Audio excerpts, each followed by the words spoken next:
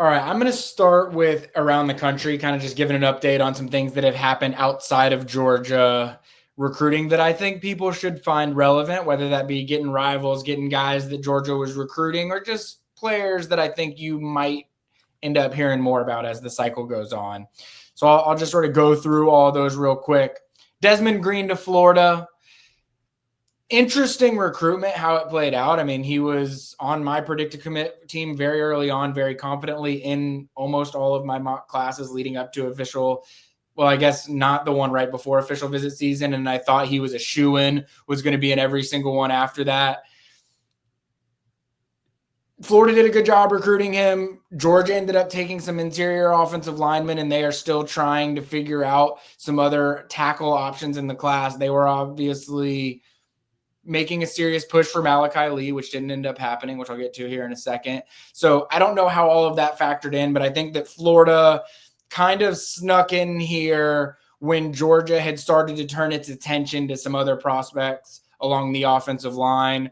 You know, this is a 330-pound interior offensive lineman, a player, wired a way that I like a lot. I think this is a good ad for Georgia or for Florida.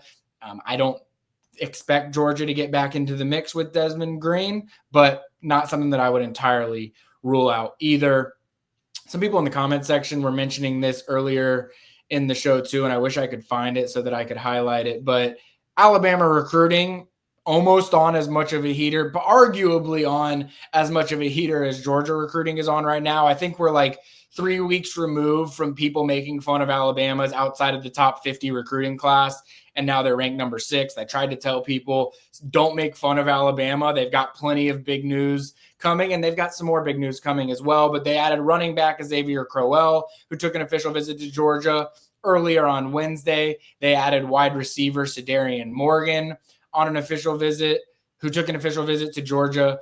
2, they got 5-star linebacker Xavier Griffin out of Georgia from Alabama. Mom is a big-time Alabama fan, lifelong Alabama person as well. I put in that when he decommitted from USC, I put in that crystal ball pick for Alabama almost immediately, because once he was no longer going to sign with USC, which I thought was a chance for a little while, nobody else had a chance against Alabama. That's just the way that it was. I know a lot of people are going to point and say, oh, he's from Georgia. He's the number 1 linebacker in Georgia. Look, Georgia has identified Tyler Atkinson as their number 1 linebacker in Georgia at that position. That's the guy that they wanted. They didn't bring Xavier Crowell or Xavier Griffin on an official visit. I think that was really a mutual decision, and that Georgia knew he was going to Bama.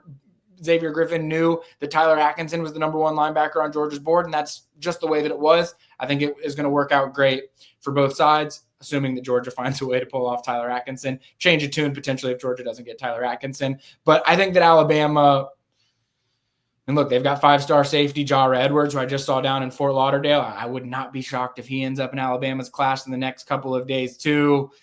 Look, I know everybody wanted Nick Saban leaving to be the grand demise of Alabama football. I'm not saying that there aren't going to be some opportunities here and there, things that you might be able to say, that wouldn't happen. Like losing to Vanderbilt wouldn't have happened under Saban, right? Like, lost this recruitment in the state of Alabama wouldn't have happened. Who knows, right? Alabama's not going anywhere. Kalen DeBoer's a good coach. I know it's controversial at times to say it. The dude was coaching in a national championship game at Washington 2 years ago. He's a good football coach. Once they get their recruiting legs under them, Alabama is going to be just fine. I'm not denying it's an important year for them from an optics standpoint on the field.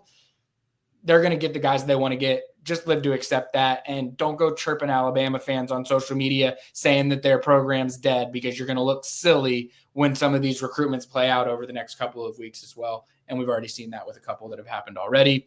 I mentioned Malachi Lee. Georgia took its shot there. I was always told, don't expect Georgia to sign an offensive lineman from Hawaii. I mean, how many Hawaiian players have we really covered that have landed at Georgia? I haven't covered any personally. Maybe you can think of one, Kip, but Michigan did a great job there. Stacey Searles, you don't get any points for second place, but Stacey Searles took his swing after missing on Jackson Cantwell, took his swing on Ekene Egboko, took his swing on Malachi Lee, went 50-50 there.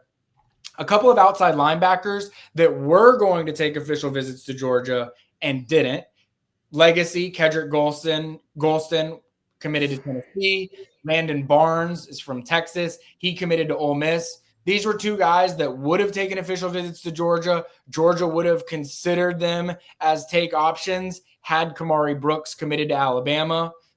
But Kamari Brooks, as we've said time and time again, was Georgia's number one outside linebacker target in this class. Georgia was only planning to take one. Once Georgia started to get good news on that front, it sort of, Georgia coaches started sort of encouraged Golston and Barnes, hey, maybe take a look at some options elsewhere because I don't know that we're necessarily going to have a spot for you. Another defensive lineman that visited Georgia, Keyshawn Stansel, committed to Clemson. I think it was over last weekend. And then a name of someone in the state of Georgia that did not take an official visit to Georgia, but I'm going to keep an eye on just because of how things are going with offensive tackle recruiting. And that is Brandon Anderson from North Cobb High School, committed to Missouri earlier today or this week, one of the two. Georgia didn't bring him on an official visit. He hasn't always been a major target for Georgia. But right now we're sitting here. Georgia's got 4 offensive linemen committed. The only other offensive tackle who took an official visit is Fletcher Turk from Hebron Christian. Maybe he ends up being the other one in the class. But I think there's also a good chance that Georgia's going to take a look at senior years, see who develops, see what progress certain people make. And I'll say Brandon Anderson is a big human being. So that's one that I would keep an eye on as a possibility. Not saying it's going to happen, just saying it's one that I would keep an eye on as a possibility. Out of all that, Kip, what kind of stands out to you? I'm still thinking about our missed opportunities to cover prospects in Hawaii. Yeah, I think the closest we came was Jade Mayava. Like we had him committed for a while, and we should have made sure we went out to do some features on him. Missed that window before he flipped to USC. But I don't think people talking about Alabama's demise. I mean, like that coaching staff still has guys like Robert Gillespie, coaching running backs. Freddie Roach on the defensive line. And I mean, I'll just say it like C-Rob. Christian Robinson's out there coaching linebackers with state of Georgia ties. It's a good mix of guys that Kalen already knew and guys that he knew were needed in his footprint. And that's exactly what everyone was talking about when he took the job. Like, is he just going to try to bring in, people who don't have SEC connections and try to recruit in this conference? And no, he blended it. And I think that was the right move.